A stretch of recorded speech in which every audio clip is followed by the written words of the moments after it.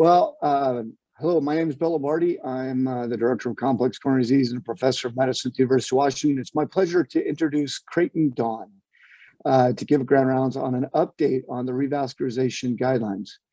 As you know, Creighton has had a long storied journey in healthcare, having done general cardiology at the University of Washington, his interventional training at Mass General, and then being faculty here at the University of Washington, where I was fortunate to get to partner with him and mentor with him, and has now taken over as the director of cardiology at the VA in Seattle. Creighton, as you may know, has a very unique history in that he is an MD PhD, but he has the most unique MD PhD on earth because he got his PhD from Michigan in English, which is an odd PhD, but that's why he speaks so eloquently and writes so well. So it's nice to have that. The other little tidbit to embarrass Creighton before he gives his talk is his nickname is Laser. And the reason his nickname is Laser is Creighton holds the world's record for the longest application of a laser in a coronary. It's somewhere north of 15 minutes to try and get through a lesion. So he also has lots and lots of persistence, which is probably a good thing when reviewing guidelines and writing guidelines. You need a lot of persistence to review all that literature. So that Creighton, I'm really excited to see what you've got. It's been an honor to be your partner, and I look forward to what we're going to learn today. All right, thanks, Bill. And for that patient, the laser, it worked. So 50 minutes, but it worked. All right, good morning. Thank you, Bill, for the introduction. It's my pleasure to be giving ground rounds today.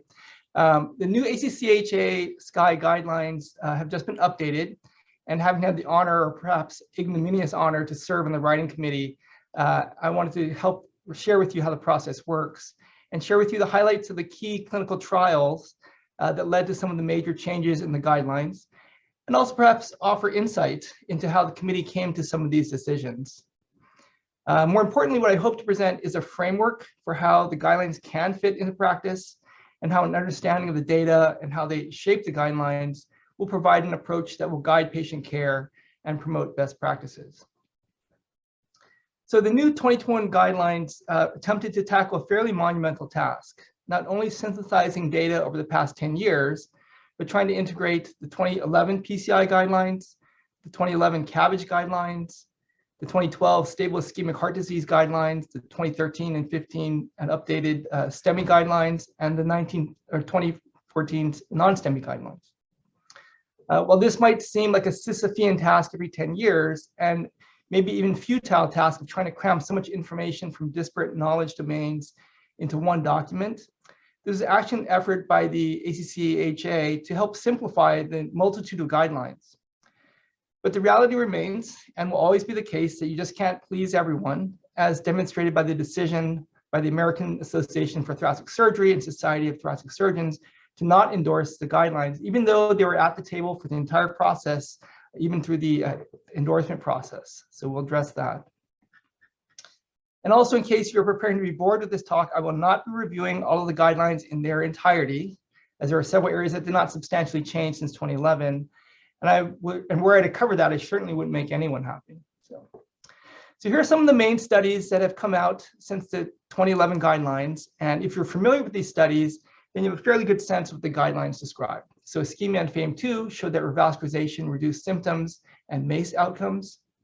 Complete and Culprit showed that complete revasc for STEMI patients was beneficial. Freedom, Excel, and Noble showed that Cabbage is preferable for multivessel left main disease, particularly in diabetics. The Stitches, the extension study for the Stitch study, showed that Cabbage in multivessel disease with low EF patients had a survival benefit. The Radial meta-analysis showed that radial artery grafts are preferable to vein grafts. Multiple studies have showed radial artery access was superior to femoral access for PCI. There's increasing data that early invasive treatment for ACS is beneficial. There were some data regarding randomized trials looking at IVUS-guided PCI. And finally, multiple DAPT studies showing that shorter durations of DAPT with monotherapy with the P2Y12 was superior to a long-term DAPT. So here's the outline for today. I first want to give a background on what the guidelines are all about, highlight the major changes to the recommendations regarding stable ischemic heart disease, acute coronary syndromes, and best practices for PCI and Cabbage.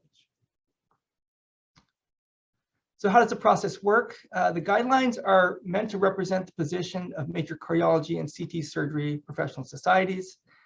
Each of these societies represents one or a couple representatives to serve on the committee. And then the process begins. We meet to define the topic areas. The literature searches are divided among the group. We come back to the group with a formal systematic review that's reviewed by the whole committee. The review is revised and there's voting on the level of evidence and level of recommendation. There's a first draft made, it's reviewed, there's feedback from societies, more revision, voting, and finally endorsement, or in this case, non-endorsement by other societies. I mean, just to review, what are the purpose of the guidelines? Again, on one hand, the guidelines are often looked at like an AUC, like what should you do? But in effect, the guidelines really are to evaluate and classify evidence. And they're not necessarily rules or requirements. It's really giving the best assessment of what the clinical data shows. And this is different from the appropriate use criteria. So what are the dogma of the guidelines? And here's where there is some controversy. First, the dogma is that randomized controlled trials are the gold standard, and you may dispute the validity of this, but at least there's data that can be disputed. But the second is that expert opinion is the gold standard. Now, this clearly seems to be a contradiction, and in many ways represents a challenge of the guideline documents because class 1 recommendations can either be strongly supported by randomized trials or supported purely by expert opinion. And this makes the guidelines vulnerable to significant biases.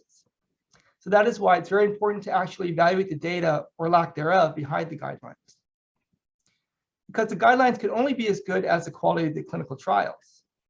Not only are there limitations to what a randomized trial can prove, but they represent idealized patients, or the studies may be poorly performed, or the decision to include or exclude certain studies in the analysis may itself lend to bias in the final assessment.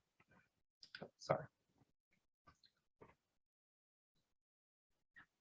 And the guidelines will only be as good as the experts in the room. This means that politics and deciding who gets a seat at the table play a role in the outcome. And even if you're at the table, whose voice is actually heard may be affected by the professional stature of some of the members, or charisma or forcefulness of certain members, and exposes the process to bias. Fears of what peers were saying. The ESC guidelines on revascularization came out in 2018 and did cast a shadow over many of the discussions we had. And there will always be the reluctance to change practice due to the power of hindsight or confirmation bias. I include this picture of Semmelweis, who we know championed hand washing as a way to reduce surgical infections. And if you recall, he did not actually perform a randomized trial, just a before and after non-randomized, non-blinded study.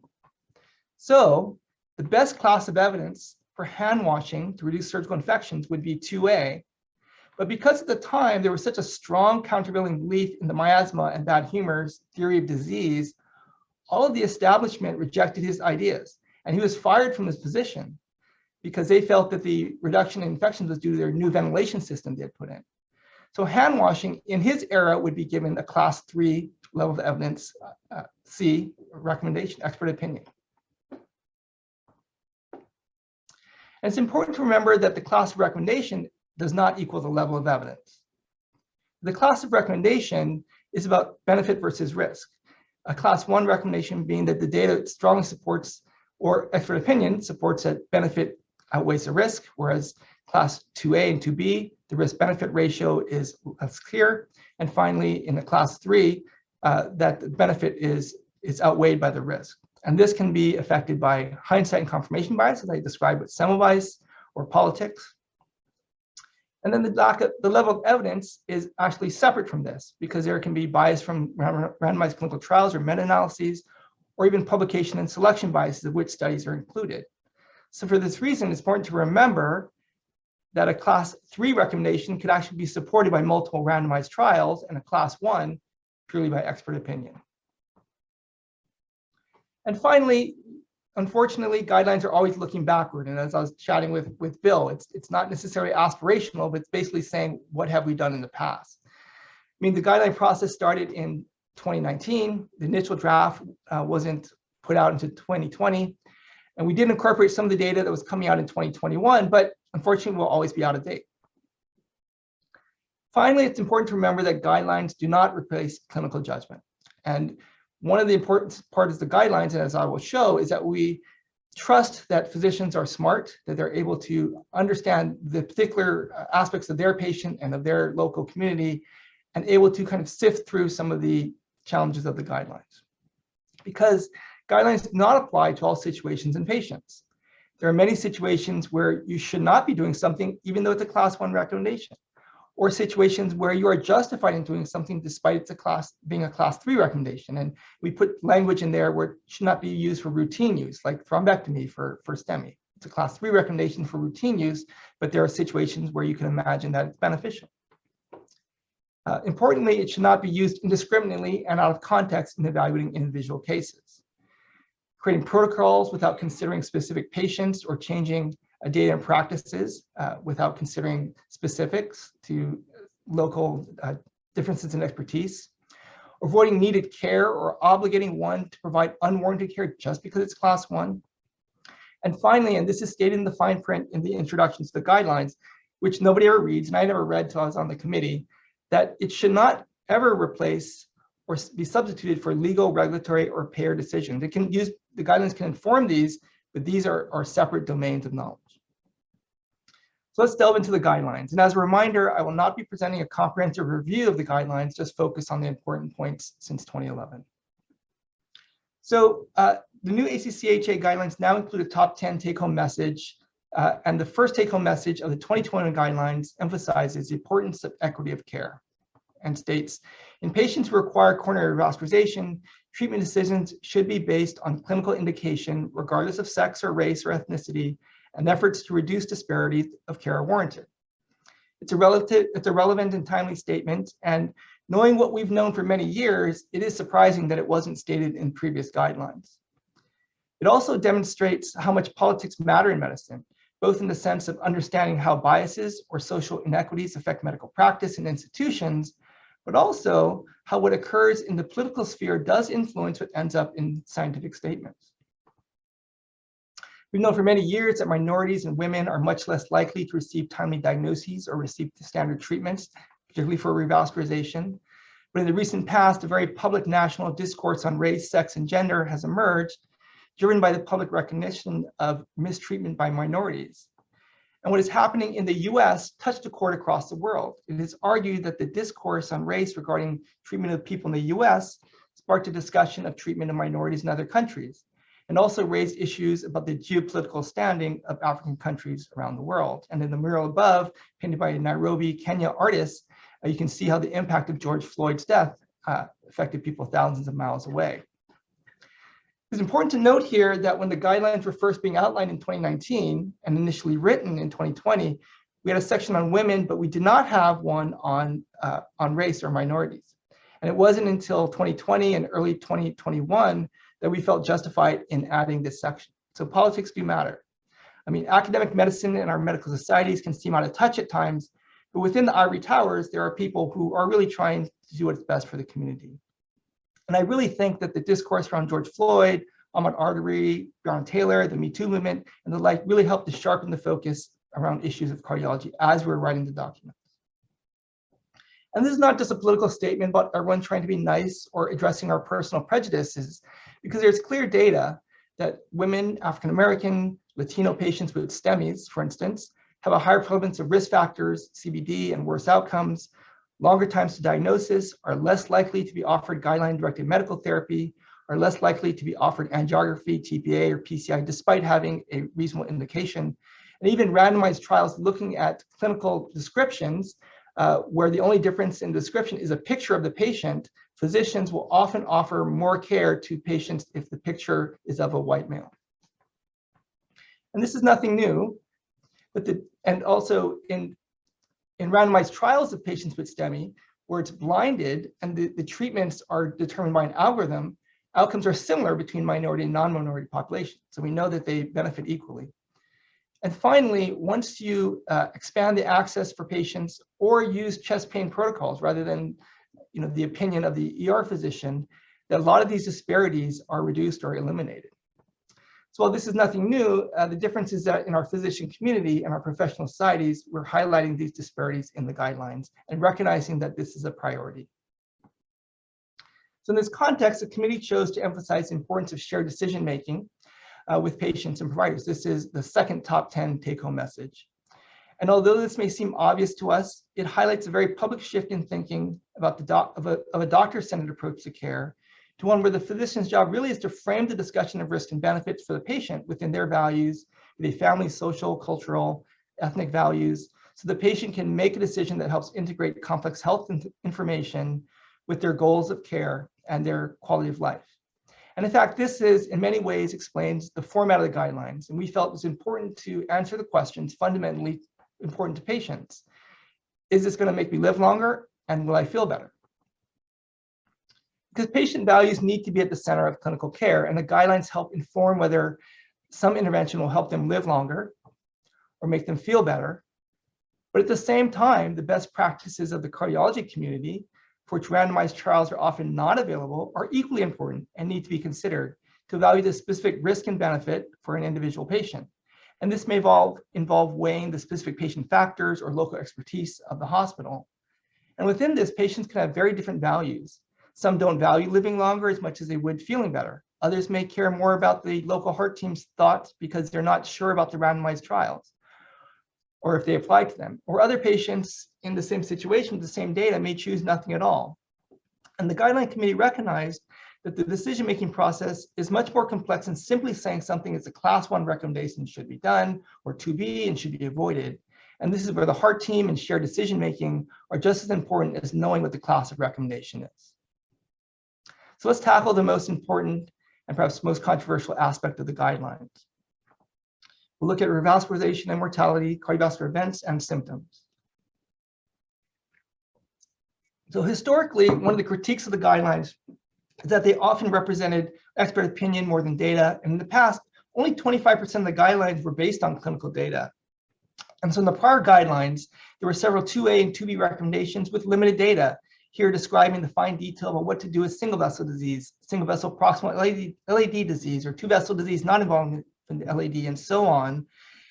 Basically what the experts in the room felt were best practices.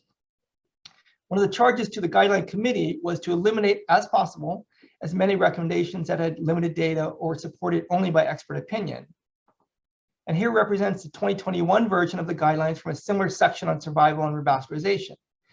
Again, what the committee chose to emphasize is that there will be many practices that have equipoise in the data or limited data, where shared decision-making in the heart team are much better suited to address these questions. So with regard to stable ischemic heart disease, to answer the question, compared to medical therapy, will I live longer? Well, essentially that is if you have an EF of less than 35% or left main disease. And here's the 10-year follow-up from the Stitch study, the Stitches follow-up study, which showed a mortality benefit for patients if you had an EF less than 35% and underwent Cabbage compared to medical therapy. There are also a handful of small studies randomized looking at left main disease and bypass surgery showing a benefit. And also the original trials of Cabbage showed a strong benefit in the subset of patients with left main disease. So Cabbage does help patients live longer if your EF is low or you have left main disease. So looking into that further, from the European Coronary Artery Bypass Surgery Group from 1982, the data that supported use of Cabbage was primarily for left main and LAD disease. And you can see here that if you do not have proximal LAD disease or do not have left main disease, that there was no benefit. In the VA cooperative study, there was a survival benefit overall, but if you took out the patients with low EF or without left main, there was no benefit. And finally, in the Cath study, there was no survival benefit in the overall study, and only a trend towards benefit in patients with a reduced EF. Even the study authors stated that patients similar to those enrolled in this trial can safely defer bypass surgery until symptoms worsen, to the point that surgical palliation is required. Again, emphasizing the fact that it was symptom-based rather than reducing mortality. So with that, the new recommendation based on the Stitches study is that if you have an LVEF less than 35%, Cabbage improves survival. If your EF is in the middle range, 35 to 50%, it was less clear based on the data that I just showed, although given a 2A recommendation.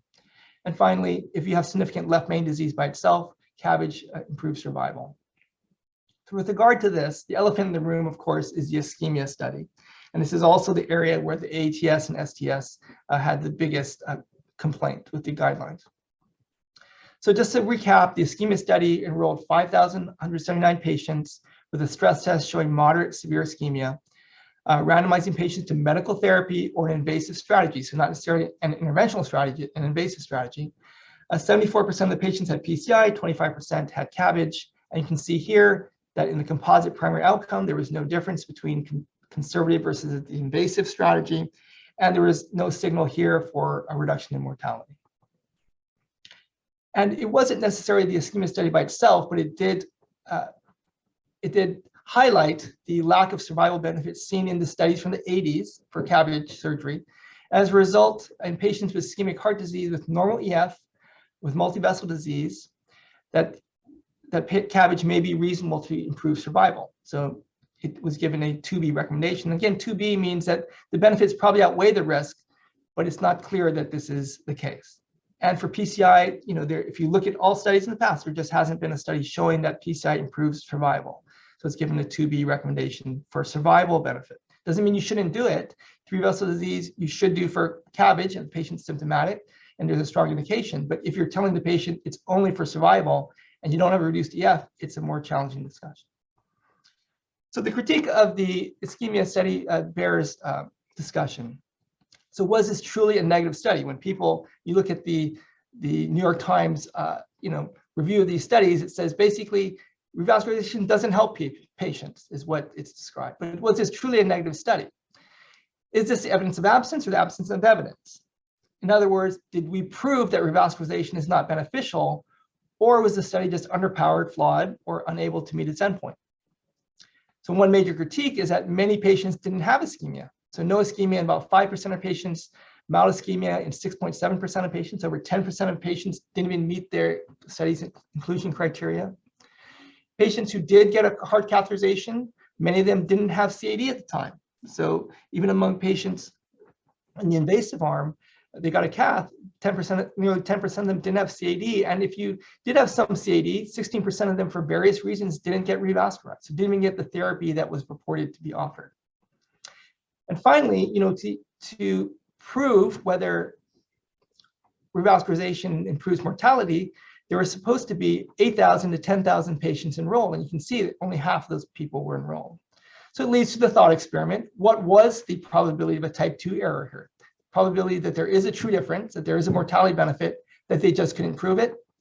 Well, just looking at their own data with their hazard ratio of 0.93 and the number of patients they looked at with a 5-year accrual time, it gives them a beta of 0.55, a 55% chance that they disprove the null hypothesis. And if you take out all the patients who didn't have ischemia or didn't have coronary disease, that's even less. So it's less than a flip of a coin that they actually showed that they disproved a benefit for mortality for revascularization. Furthermore, what about all these dropout patients? You know that this happens if you're familiar with randomized trials, that there are always patients who fall off protocol. And here, even in the MitraClip study, where they showed a strong benefit for the MitraClip, 5% of patients didn't even get the clip, and 10% of the patients fell out of the study due to not meeting protocol criteria. And yet, they saw a strong benefit, emphasizing the fact that if the true benefit is very large, greater than expected, it actually can overcome the limitations of an underpowered study. So it just may mean that the effect size in ischemia or of mortality reduction from revascularization is small. So let's continue this thought experiment. What if you just exclude all those patients with no or mild ischemia? This is looking at patients who only had moderate or severe ischemia and stratifying them by their Duke coronary score. So the most severe score of 6 here, showing the most complex disease, 3 vessel disease or 2 vessel with proximal LAD disease. There was no signal for a benefit here for mortality. So it wasn't strong enough to overcome the lack of powering here. But if the bias is toward the null hypothesis, then any finding you do have is actually surprising. And here we can see that even though the underpowering of the study and the inclusion of patients without ischemia biased toward the null hypothesis, once you exclude those patients with mild or no ischemia, and you look at the patients who have the most significant coronary artery disease with a Duke score of 6, that actually there was a significant reduction in their primary endpoint.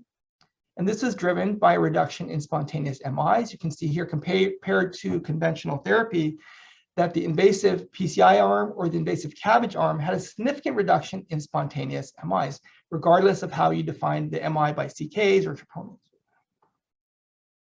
And this reaffirms what was seen in FAME2, where 1,200 patients with FFR positive lesions were randomized to medical therapy or revascularization, and there was an improvement in their primary outcome, driven again by urgent revascularization. And these weren't just patients who felt some chest pain at home, these are patients who presented with unstable angina, and it significantly reduced those events.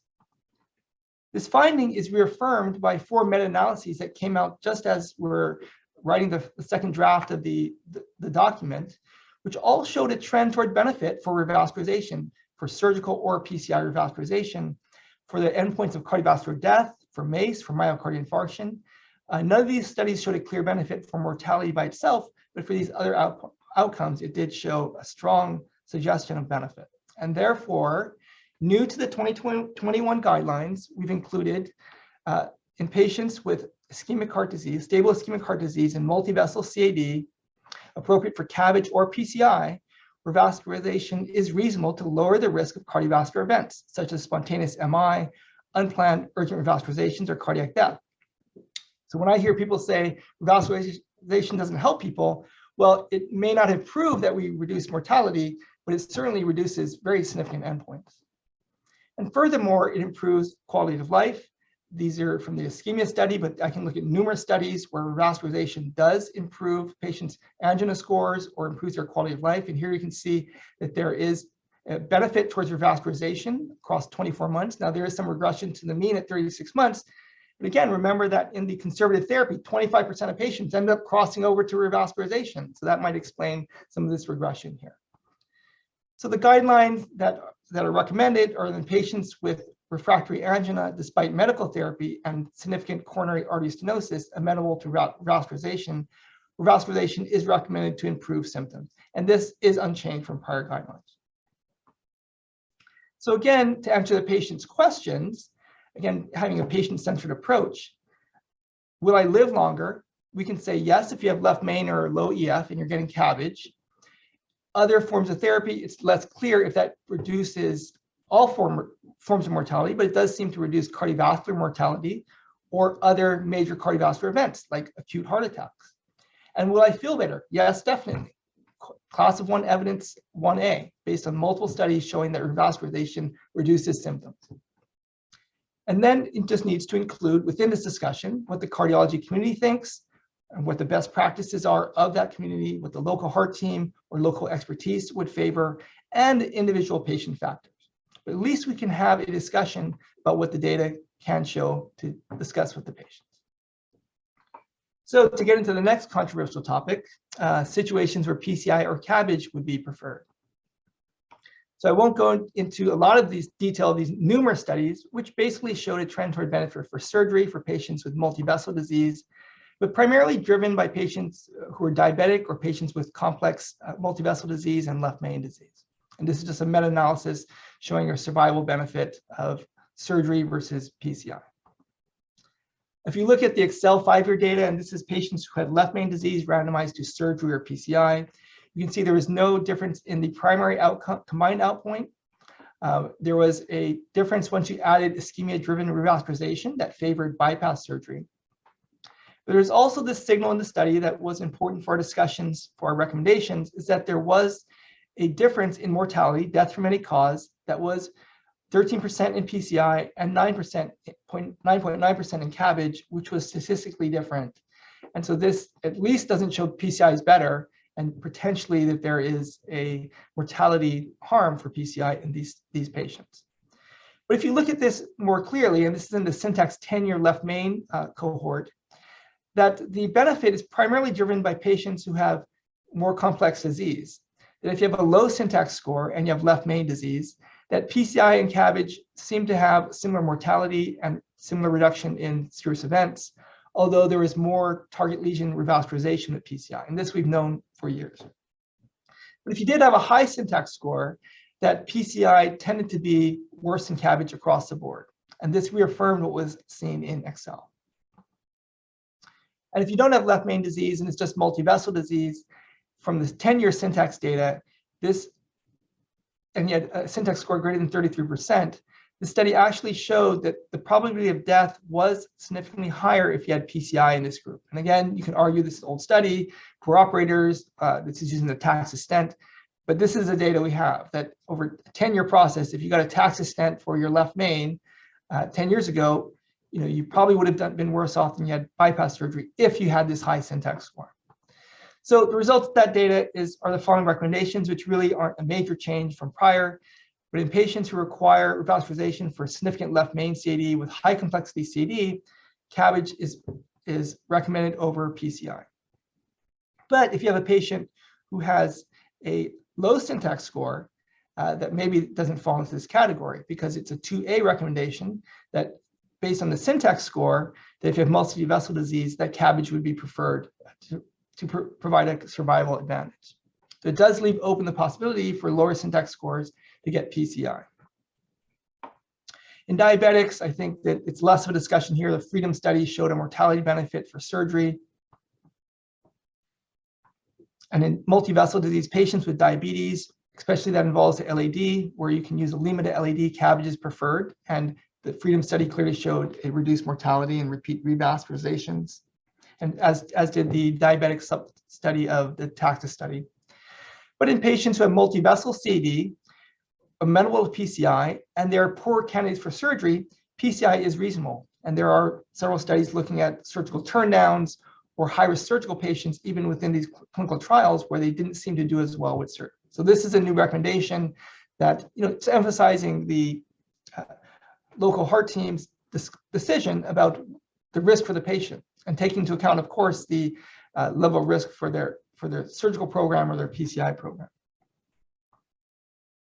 And again, having an A- or a B+ is not a failure, even though these are given a 2A and 2B recommendation.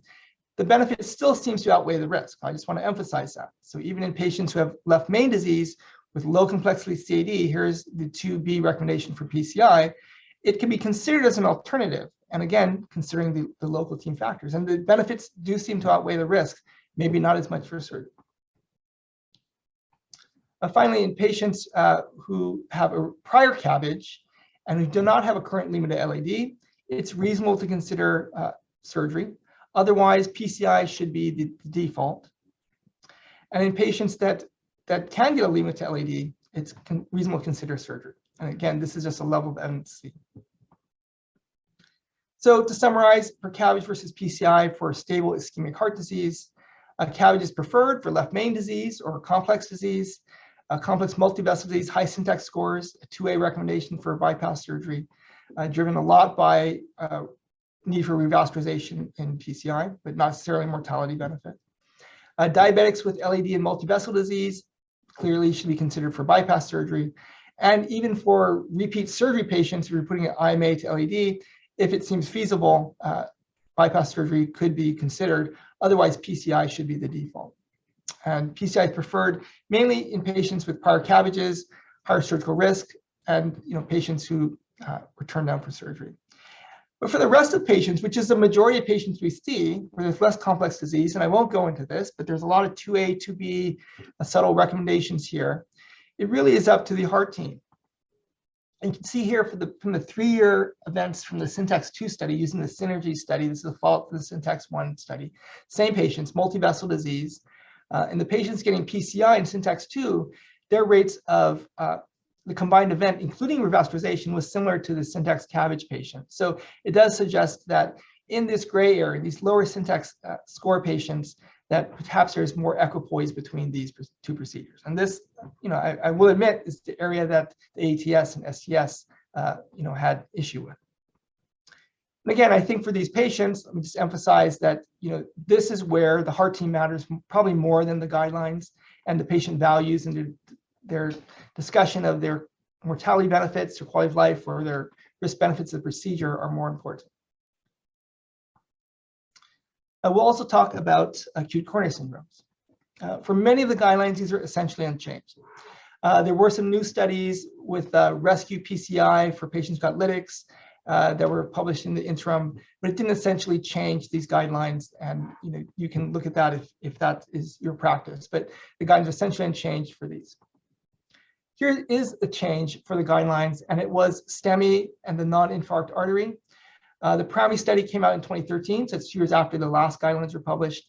They showed a mortality benefit in addition to a MACE benefit for stenting non-infarct arteries and STEMIs. The culprit, the DANAME and Compare Acute studies all showed a MACE reduction, but these were driven in large part to revascularization, so led to concerns that it wasn't as much of a hard endpoint because these patients were non-blinded, the physicians were non-blinded to this.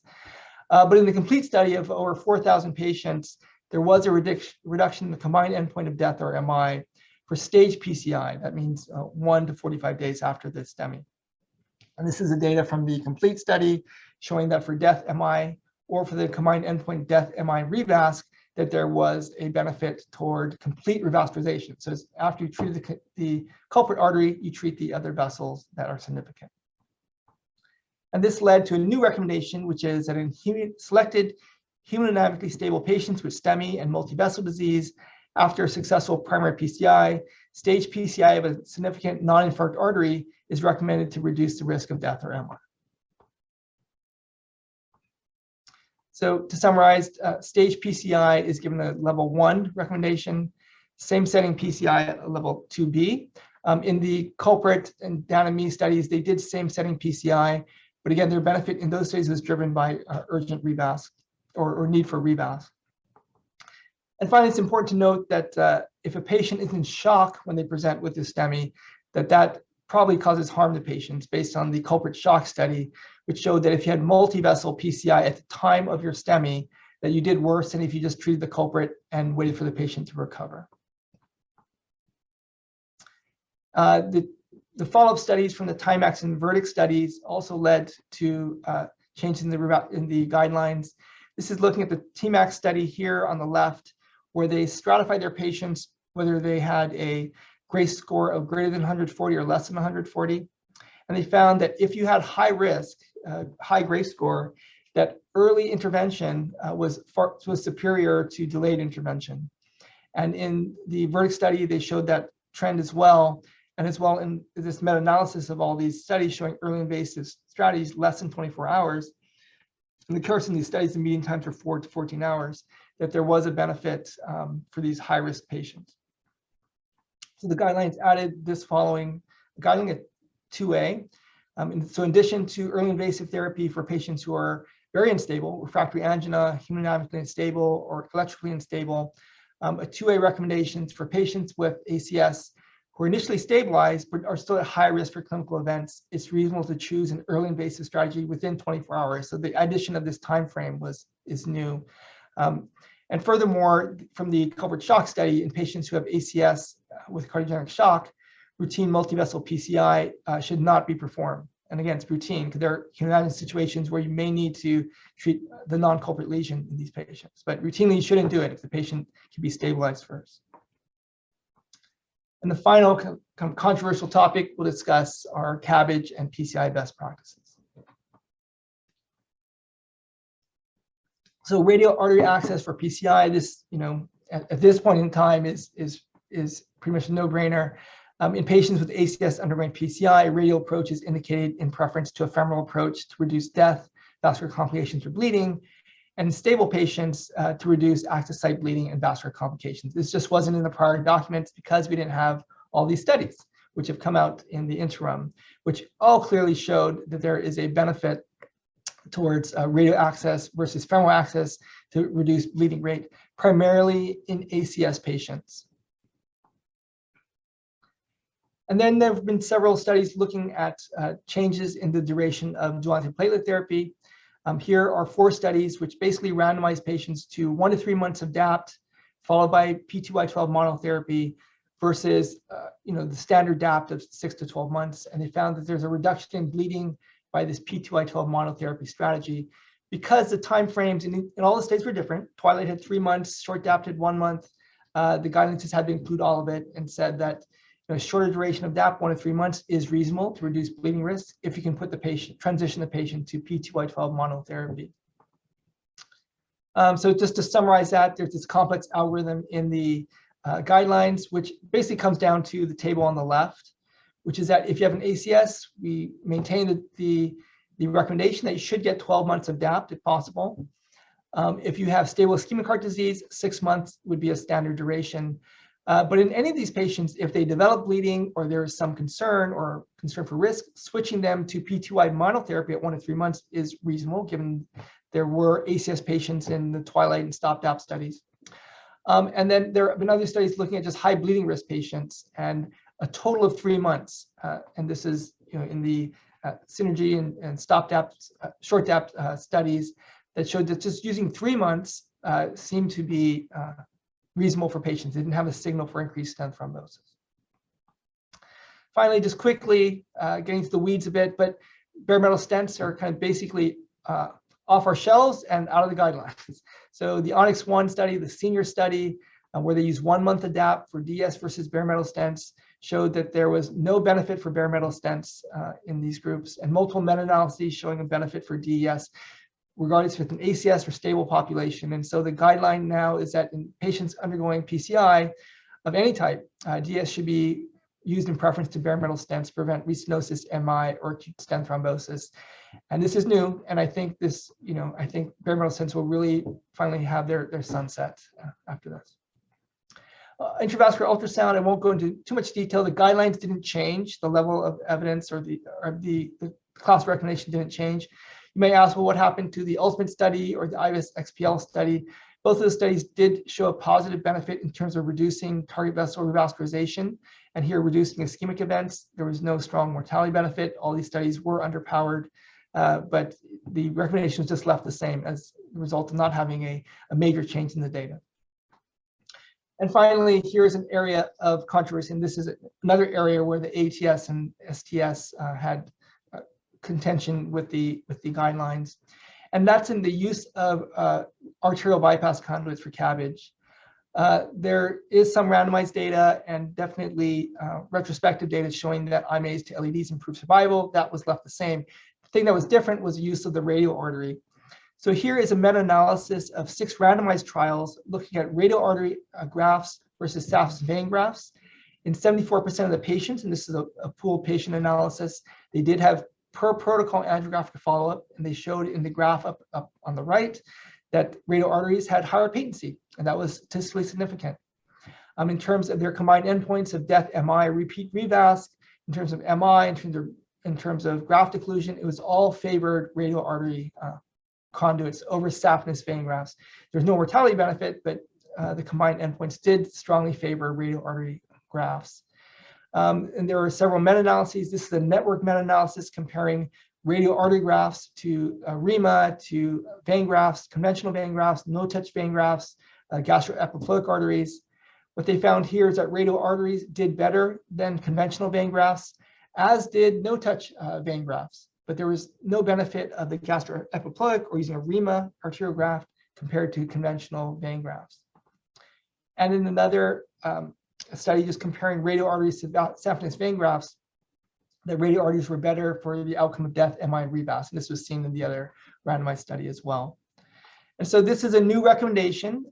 It was 2A previously and was raised to class 1. That in patients undergoing isolated Cabbage, the use of radial artery is recommended in preference to a saphenous vein conduit graft as the second most important significantly stenosed non-LED vessel to improve long-term cardiac outcomes. The recommendation to use IMA to LED is retained, and using bilateral IMAs is left at a 2A as in previous guidelines.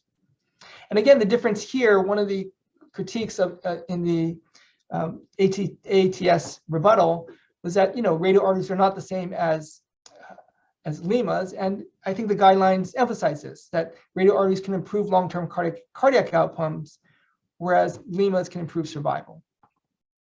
So let's address the ATS and STS critique. And again, as I said, they were at the table, they were there for the entire writing process, and just at the midnight hour, they decided not to endorse the guidelines based on these 3 things.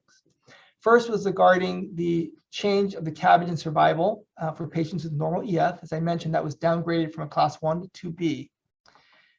Now, I would argue that even if you look at the original studies that justified the use of Cabbage in these patients with normal EFs and without left main, that there was no mortality benefit in these studies. There was in a meta-analysis, Ischemia Study played a role in that, but wasn't the only study that affected this decision. The signal for benefit here was driven by left main disease and low EF, not by patients with normal EF or without left mains. And the Ischemia Study just provided additional information. There were 667 patients with Cabbage in the study, double that of any of the 3 studies performed in the 80s. As I showed, there was a benefit in terms of reduction in MI and patient ischemia, but there wasn't a mortality benefit. And it doesn't mean that there couldn't be one. It's just that with that power of that study, it just wasn't shown. So it's not a dramatic benefit, is what the study said. So again, Cabbage was given a class 1 for treating symptoms and 2A for reducing cardiovascular events, which I think is still favorable for Cabbage. And compared to the ESC guidelines, which gives a class 1 recommendation for Cabbage for multivessel disease, they don't state any distinction about mortality. So I would say that a patient who's having ongoing ischemia, multivessel disease, or they're diabetic, definitely a class 1 indication, get bypass surgery. But if his patient has normal EF, doesn't have diabetes, doesn't have left main disease, I would be less inclined to tell the patient, hey, I guarantee you're going to live longer if we have this surgery done. And I think that is the subtle difference from the ACC/HA guidelines from the ESC guidelines. We still recommend bypass surgery, but for the purpose of reducing mortality, it's less clear. They complained about maybe a favoritism towards PCI. And I think I showed the data. I tried to be as honest as possible that in certain subsets, it's clearly beneficial to consider Cabbage, left main disease, diabetics, complex multivessel disease.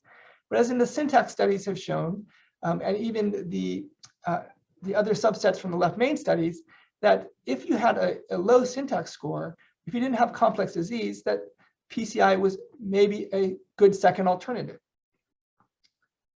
And so low syntax scores, it was given a 2B. So I'm not sure why it's seen as having a strong preference to PCI. Patients who are surgical turndowns or prior surgeries, giving that a preference to PCI, I can't see that as being biased toward PCI. I think there is clear data saying that repeat Cabbage is a fairly high-risk procedure. And finally, with regard to the radial artery conduit, there was nothing in the guidelines that said this was the same as the IMA. If you read the rebuttal, there's a long diatribe about saying a radial artery is not the same as an IMA, and there are certain conditions where you can't use it. But the guidelines do not say that, and I specifically show that. They wanted qualifiers where the radial artery cannot be used, and I actually agree with this. But again, remember that the guidelines are not requirements. There are class 3 recommendations that you should be doing in patients. There are class 1 recommendations that you shouldn't be doing in patients. These are really just assessing what the data is. And again, the radial artery conduit was specifically described as reducing cardiovascular events and increasing graft patency. It wasn't talking about survival, as the IMA has been shown in the past. And finally, the ESC themselves gave a class 1 recommendation to radial artery conduits. So that would be my response to the AATS concern.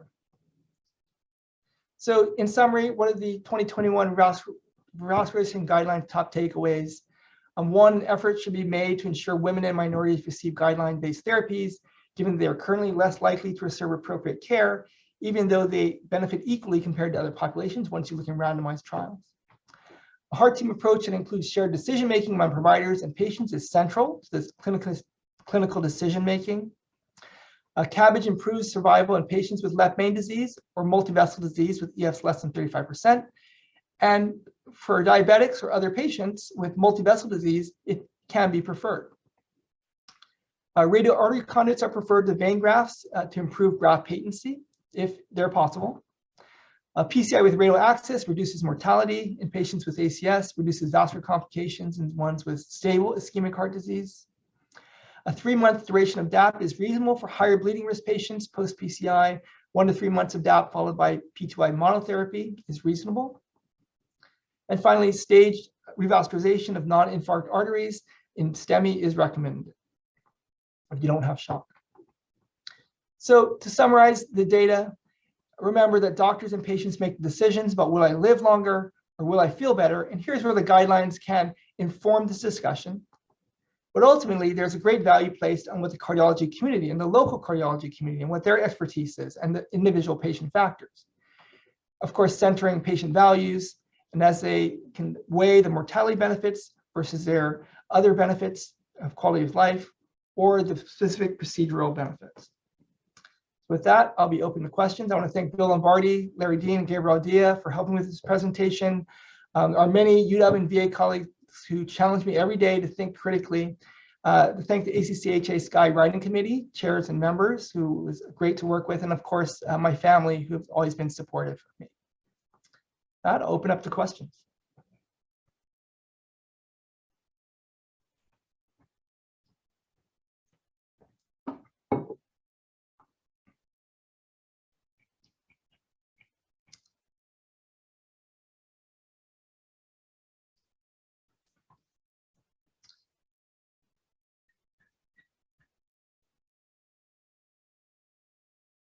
Okay.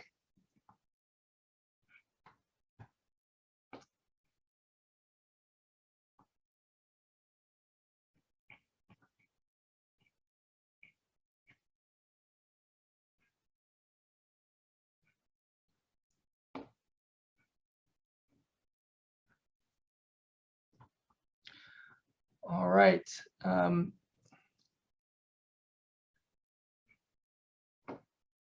I can't see if there are any questions, so we may leave it at that.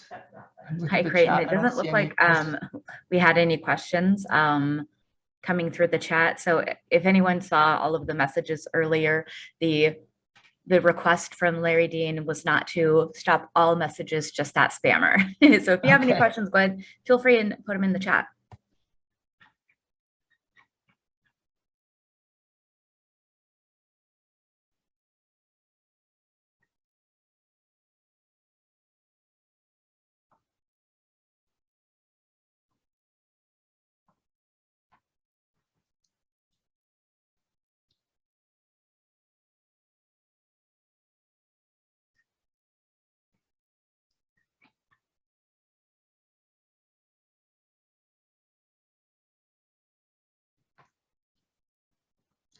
So I guess there are no controversies here.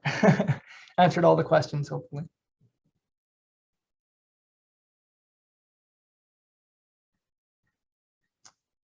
Okay. All right, so one question that came in, and this is maybe a specific surgery type question. Does radial artery harvest jeopardize future interventions? Yes and no. I mean, I think that, once you've used the radial, this is another reason why PCI is preferred in patients with prior Cabbage. It does affect your future ability to use radial artery in patients who are on dialysis, who have to get a fistula down the line. I think that can be a challenge as well. So or if they just had a radial artery intervention, and maybe they shouldn't be getting a radial artery graft. So again, these are the qualifiers that I completely agree with, that you shouldn't be using radial artery conduits on everyone. But I think that if it can be used, and if it's a good conduit, and you're not going to be using it for a graft later, that it's reasonable. So.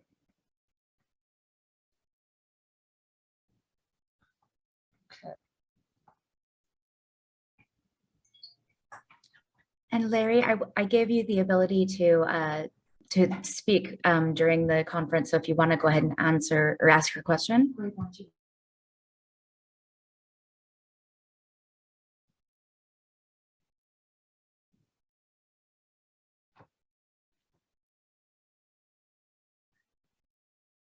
I think, Larry, you raised your hand, I think.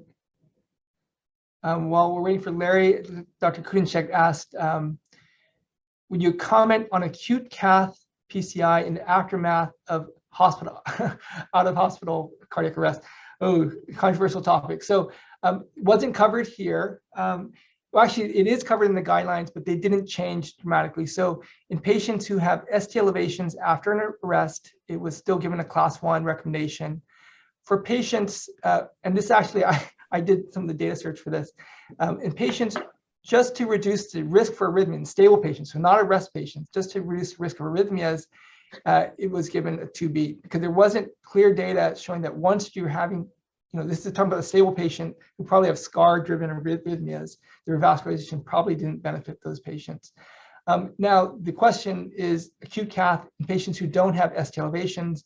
There's recent clinical trials showing that it didn't seem to have a benefit in those patients. So I still think we kind of treat these patients as non-ST elevation ACS patients. They probably need the Cath, but the timing of it doesn't have to be acutely just after their arrest, but it can be stabilized. I think the ACS guidelines do suggest that if it's an unstable patient, you should probably do it within 24 hours. So I think that is what applies to those patients. Creighton, this is Larry. Yep. Can you hear me okay? Yep. Yeah, sorry, I've got audio on one device and video on another. So I was really intrigued to see the improvement in the recommendations for dual antiplatelet therapy, but it's still a little confusing. And I wish I had seen something that didn't say 1 to 3 months, monotherapy, etc. I know that's where the data leads us, but what was the conversation amongst the group around this to try to simplify it?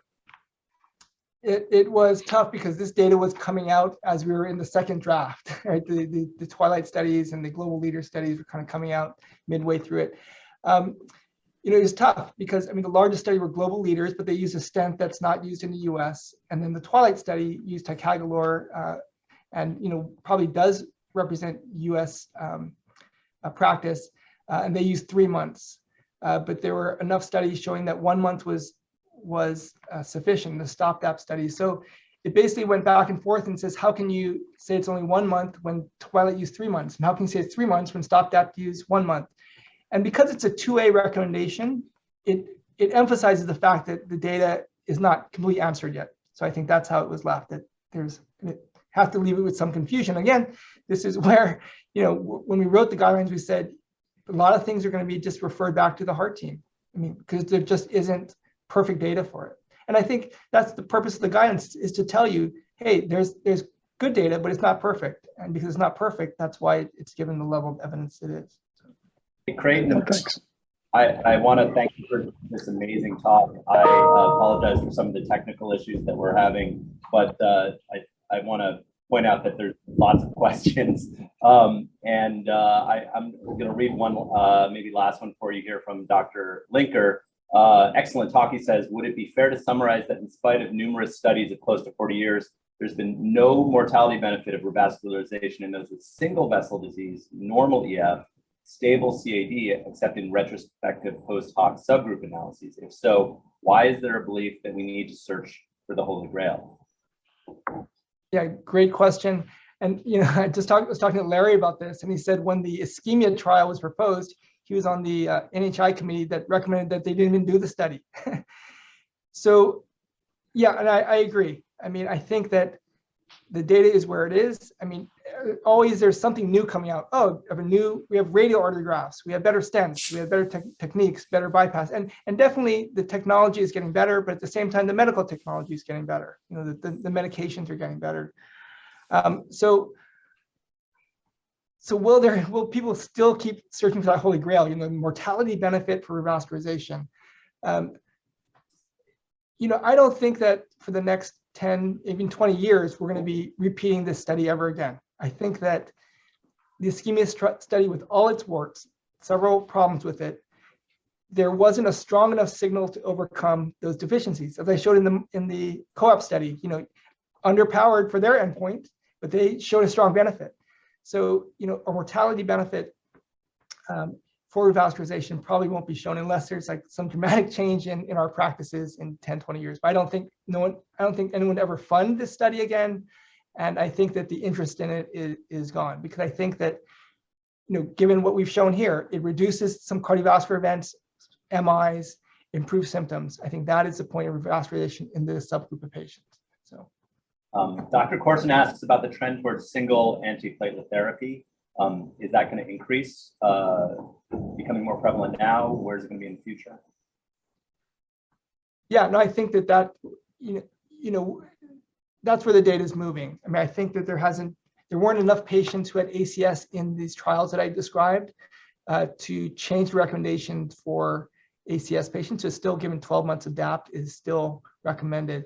But I think they're asking two questions. Is there a change in the guidelines, and is there a change in practice? And I think in practice, at least personally, I'm seeing it more and more where I'm moving and my colleagues are moving to single P2Y12 therapy because of the bleeding risk, especially if it's a stable patient and they maybe have some bleeding risk or compliance issues. There was a recent study looking at GI ulcers, showing that double therapy is worse than single therapy, even regardless with P2Y12 or aspirin. And this is probably what drove a lot of that data. Now, is there a strong mortality benefit? That's less clear, and that's why it's only given a 2A recommendation. But in terms of simplifying, and we have so many patients on polypharmacy, I think that even though it's only given a 2A recommendation, that's probably where the field is moving towards single antiplatelet therapy. So we're just at time here, Creighton, but I'm going to take one last question and ask you to just give us your brief answer. So the guideline process, you gave us a really good understanding not only of the content, but the process and how to think about it. As a participant, what's your take, and is there something you change about it in the future? Yeah, good question. I mean, I'll just take 30 seconds. I think that making the process more inclusive, it's still somewhat of an old boys club, and I'm even not sure how I got on that committee, right? I mean, I was nominated by SCAI for it, but there is an effort to be more inclusive of younger, earlier career participants. If you look at the names on the byline, there were probably a third of them were people kind of like me, kind of the earlier part of their career, which is important, and getting voices from different areas, not just the people who are doing clinical trials, because you can see the clinical trials that were included, or the first authors are often the members on the committee, right? So then that introduces bias. But I think including other participants who are even practicing physicians who are willing to give their input about, what's the reality, even though it's a class 1 indication, maybe it's not possible in practice. They did include a lay member, a patient on the committee, so that was actually helpful and it influenced a lot of some of the earlier guidelines about patient values and shared decision making by including people who weren't necessarily just cardiologists who are doing clinical trials. So I think that will be beneficial. But nevertheless, I think the guidelines still have benefit, and they still help kind of summarize the data for practicing cardiologists in how to best move forward. Well, Creighton, there are even more questions coming in. I'll let you take them offline, but I just want to thank you for this really important, summary of what obviously was a lot of work. And we really appreciate you speaking today. We're lucky to have you here, and we're lucky to have you here interpreting this all for us. So thank you again, and thanks for everyone. All right, thanks everyone. Appreciate it.